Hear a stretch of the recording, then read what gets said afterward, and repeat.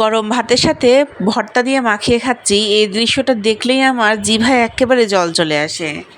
Social মিডিয়ায় ঢুকলেই এখন আমি দেখতে পাচ্ছি সবাই কেন জানি শুধু ভাত দিয়ে ভর্তা খাচ্ছে, তাই আমিও বানিয়ে ফেললাম ভর্তা। কি ভর্তা বানালাম? কি ভর্তা আবার, সেই ডাল ভর্তাই বানালাম।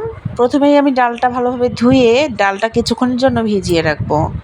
অন্যদিকে একটা প্যান নিয়ে নিয়েছি, প্যানটা হালকা একটু গরম করে তাতে দিয়ে দিলাম বেশ খানিকটা তেল এবং তাতে দিয়ে দিচ্ছি এখন পেঁয়াজ। আমি একটা মিডিয়াম সাইজের পেঁয়াজ কুচিয়ে নিয়েছি।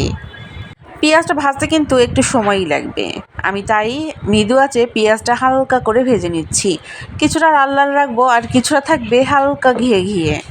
শুকনো মরিচের ভর্তা দেখতেও ভালো লাগে আর খেতেও স্বাদ লাগে, কিন্তু আমি কেন জানি কাঁচামরিচটাকেই বেশি পছন্দ করি। এর সাথে আমি দিয়ে দিলাম কাঁচামরিচ কয়েক টুকরো।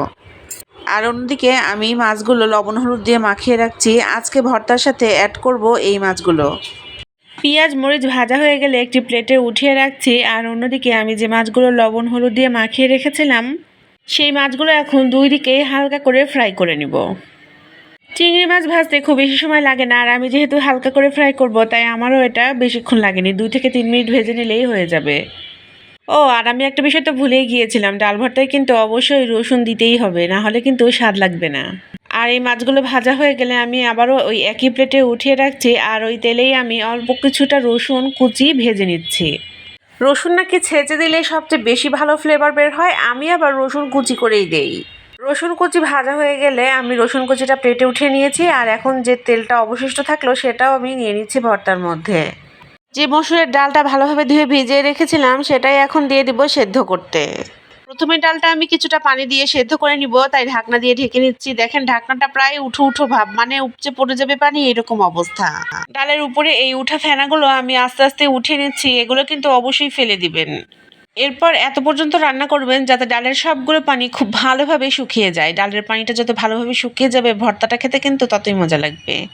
এখন ওই ভর্তার প্লেটে আমি সেদ্ধ করা ডালগুলো নিয়ে নিলাম, আর নিয়ে নিলাম অল্প সামান্য লবণ, আর তার সাথে নিয়ে নিলাম সরিষার তেল। এখন আর অন্য কিছুই না, সব কিছু আমি খুব ভালোভাবে মেখে নেব। প্রথমে আমি মাছগুলো ভালোভাবে ডলে নিচ্ছি পেঁয়াজ মরিচের সাথে, আর তারপরে আমি ডাল মাছ পেঁয়াজ মরিচ রসুন পেঁয়াজ সব কিছু একসাথে ভালোভাবে মাখাতে থাকবো।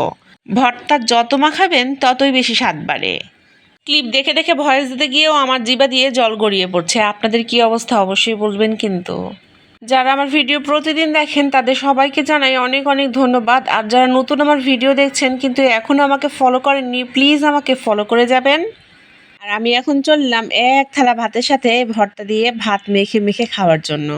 আপনারা সবাই লাইক কমেন্ট এবং শেয়ার করে আমার পাশে থাকবেন কিন্তু। আজকে তাহলে এখানেই বিদায় জানাচ্ছি। আল্লাহ হাফেজ সবাই।